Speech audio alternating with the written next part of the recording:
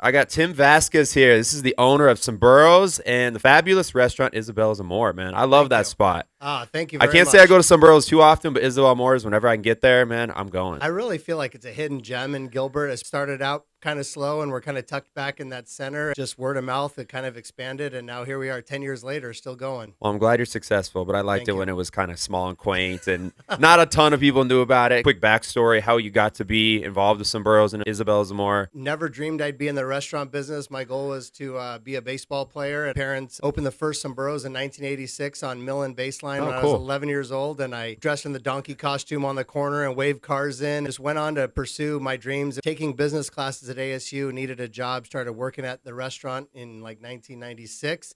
And all of a sudden, my classes that I was taking kind of coincided with what I was doing at the restaurant and serving my grandmother's recipes. And it just clicked for me that this is what I wanted to do. So went into the business in 96 and graduated from ASU and then just slowly started to expand from there. My parents weren't really excited about opening any new locations. 15 locations. We're just blessed with an amazing team that's allowed us to expand and still serving my Nana Isabel's famous recipes. So it was your idea to expand. Yeah. You gave it the push. I gave it the push. They needed a push, and we gave it a push. And so we've been very careful. We've always said if our quality goes down at all or hospitality goes down at all, we're not going to grow anymore. But so far, we've been able to keep it while it's still expanding. You're originally from Tempe. Yes. When did you come out to Gilbert? Moved out to Gilbert in 2000. Grew up in Tempe, went to Corona del Sol High School. My wife and I are high school sweethearts. And Are you a native? Yeah, native, born and raised. Me too, man. Are you really? Yeah, Not just many a few of us. Yeah. It was a little cheaper to move out to Chandler, so we moved out to Chandler. I think it was 2000 we bought in Jake's Ranch in Gilbert, and been here ever since. When we became empty nesters 2 years ago, and we thought, my wife and I are like, we can move wherever we want now. Our kids are all through high school and everything, but it was just like, no, this is our home in Gilbert. This is our kids' home, and so we love it. We'll be here forever. Are all your kids still local? Are they in Gilbert? One. My daughter's in New Orleans right now. Her husband plays in the NFL, so he's with the Saints. So they're living there, but they have a home in Gilbert. I have a son who is working at Someburros right now as we speak, and he graduated from college, and then my youngest son is going to school in Boston right now. They've traveled a lot, with college and everything. But when it's all said and done, they're going to move back. They want to settle down in Gilbert. Yeah, it's a good spot, man. Well, you knew it when it was nothing, just this little town. I mean, even 2000, it wasn't even that big, man. I mean, I remember when we would get on the bus at Corona to go play a football game at Gilbert High, it was like, we're going way out there, like to where it smells like cows. I was Highland. Oh, yeah. We were further out, man. Yeah. Basically, you grew up in the business. Yep.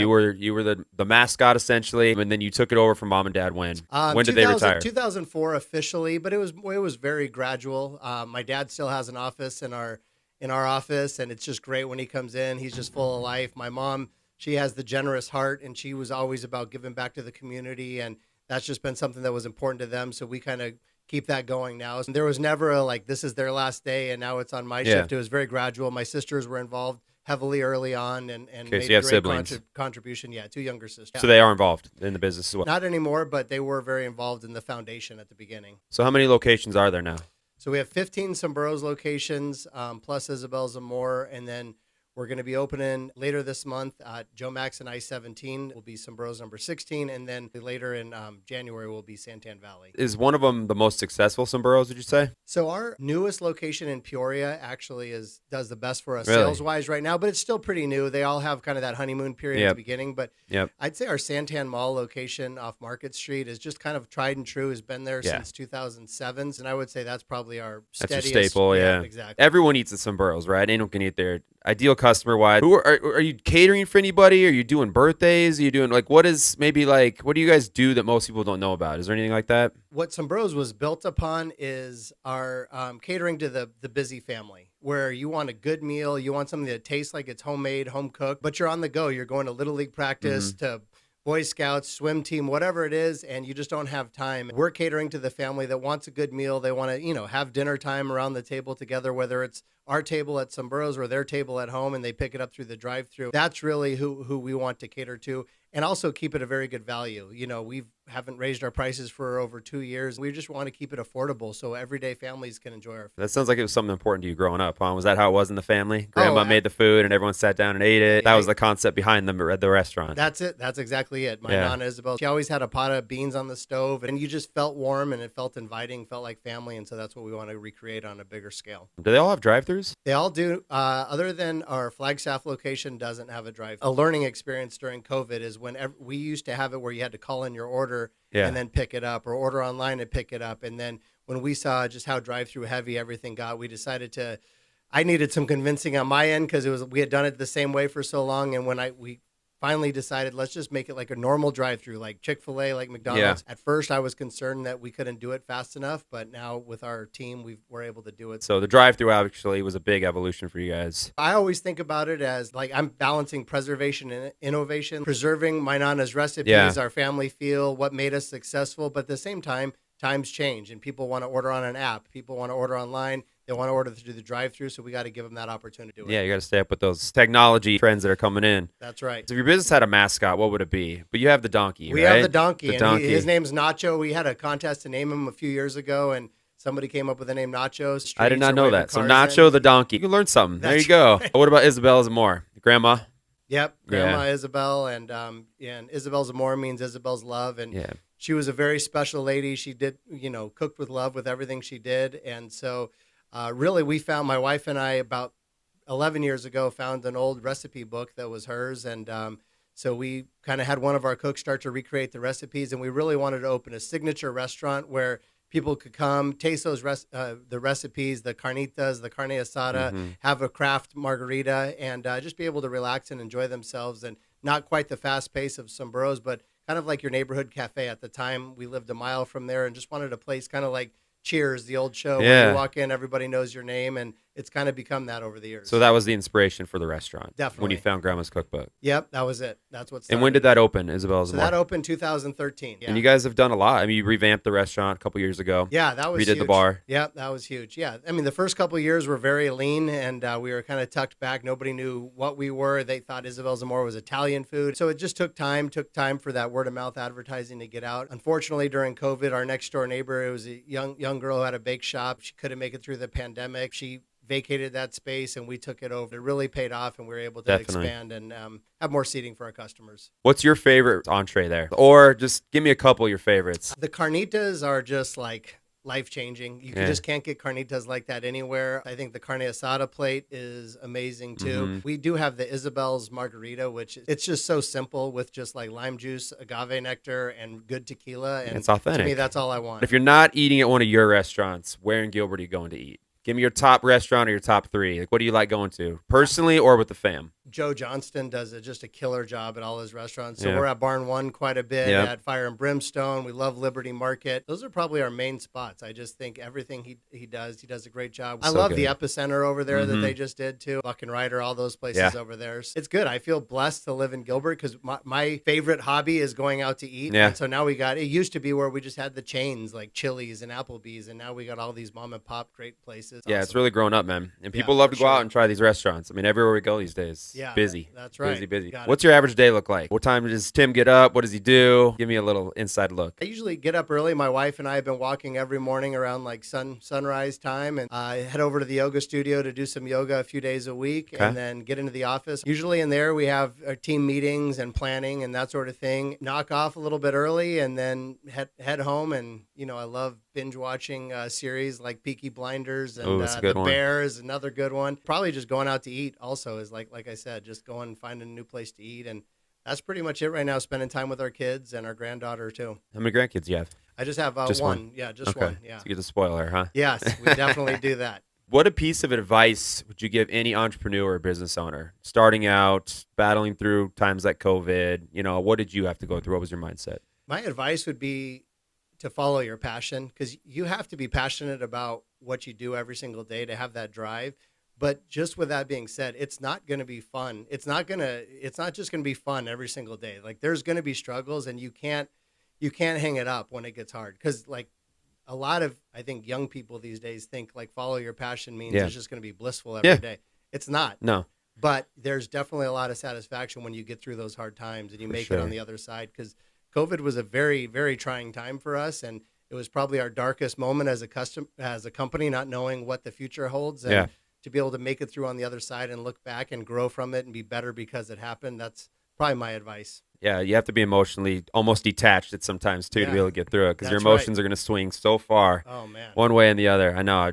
Like I said, I ran gyms for 12 years, and same deal. COVID knocked us out, had to bounce back. It's great advice, and I think that's something people could use. And just good to hear from someone that's been from the bottom and came all the way up. Any business moves coming? Anything you got in the works? Yeah, well, our mission is to be the most loved restaurant in Arizona. So not the most profitable, not the biggest. Our goal is to be the most loved. So we're going to continue to grow Someburros throughout Arizona. We right now don't have any plans to leave the state. Okay. I'm a native Arizonan, so is my wife. That's where they're staying? We love it. And as of right now, that's our plan. There will never be another Isabel's Amor. We get requests for that all the time. I want to keep that a one-of-a-kind right here in Gilbert, right here in our hometowns. Me personally started a podcast called People Do That, and we bring on people that are just doing epic things in life and have great stories. So, we just started that. It's me and two of my friends from my childhood, and we have a great time doing that. It's more of a passion project. No, that's great. And it's a lot of fun. I think podcasting's a good release, and it's a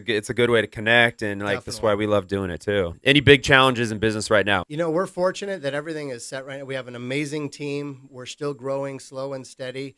I think there's a lot of uncertainty of what the future looks like, and we're preparing for winter, as we call it, because we're expecting a downturn, but that's why we haven't raised our prices. That's why we want to be the affordable place that families can still come. Even if jobs are tight or whatever, we want to be that place that people come to. So it's preparing for that, but while also continuing to grow, because we have all of our great people, assistant managers, that they want to have that potential to grow with us. And as long as we're opening new locations, that provides opportunities, that provides jobs. So just balancing that growth, but also we don't ever want to get overextended. That's smart business right there. Yeah. So I know you're up north. I heard you say in Flagstaff. Are you south? Are you in Tucson? Are you just in the valley and then one up north? Yeah, we're just one up north right now. We've always kind of shied away from Tucson because there's actually a lot of great Sonoran Mexican food down there already. A lot of nanas and tias down there that know how to do it. The north part of Tucson doesn't intrigue me, kind of like that Oro Valley area.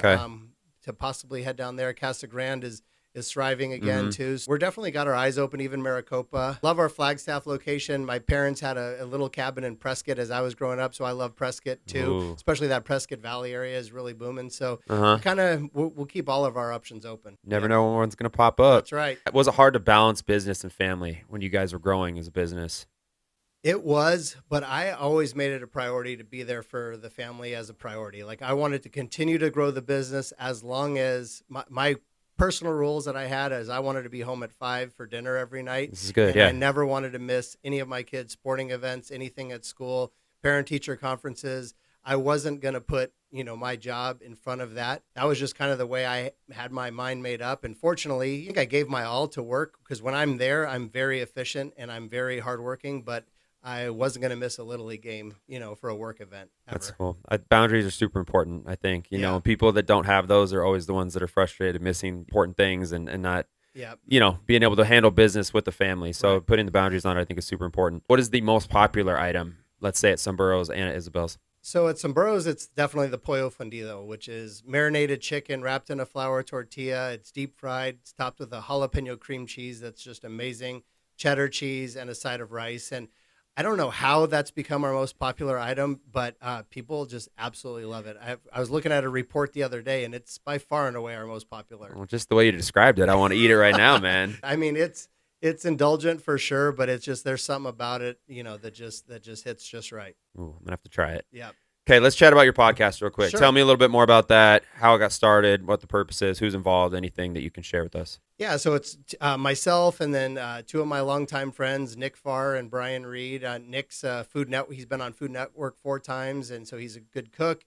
He and I played baseball together back in the day. Brian Reed is a pro baseball scout for 22 years, and we would just go to lunch and just talk about life, and they're both hilarious. And we're like, what if we just recorded these conversations? Is basically how it started out. And then I kind of got the idea, people do amazing stuff in life. What if we just started bringing guests on that just it might be, we've had an astrologer, we've had Jason Franz from Suffer City, we've had philanthropists, people that do all different type of things. And it's just, it's a window into it kind of opens your mind to what's possible in life. We don't take it too seriously. We have a lot of fun doing it. There's no money coming from it at all. In fact, we just lose money doing it every time, but it's just pure passion. Yeah. That creative, like you said, the creative juices just get flowing. When did you start it?